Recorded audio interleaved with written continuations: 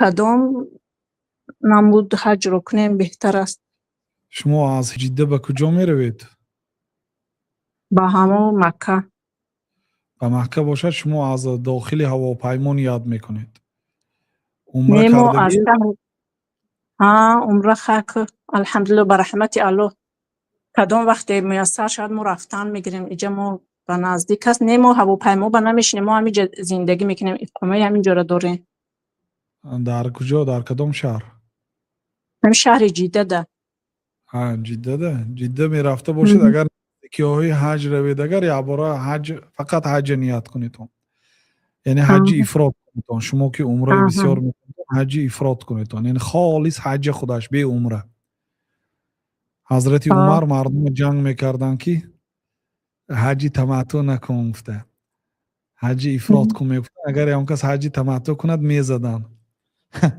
رضی الله عنه و ارضاه. مقصدشان این بود که برای عمره علاهیده بیا برای حج علاهیده بیا تا اینکه خانه همیشه پر از زائرا باشد گفته. امروز حضرت عمر یه بار بینند که آدمو در نوبت ایستاده از جا نیست برای حج رفتن. روزی بود که پیامبر صلی الله علیه و سلم، ابوبکر صدیق، حضرت خدیجه، حضرت علی، حضرت زید ابن حارثه، حضرت عبدالله ابن مسعود بودن. کنت سادس الاسلام، من ششمین مسلمان ها بودم. میگن یعنی دین اسلام از 6 کس عبارت بود، من ششمش بودم. در گردی کعبه 4-5 نفر آدم بود.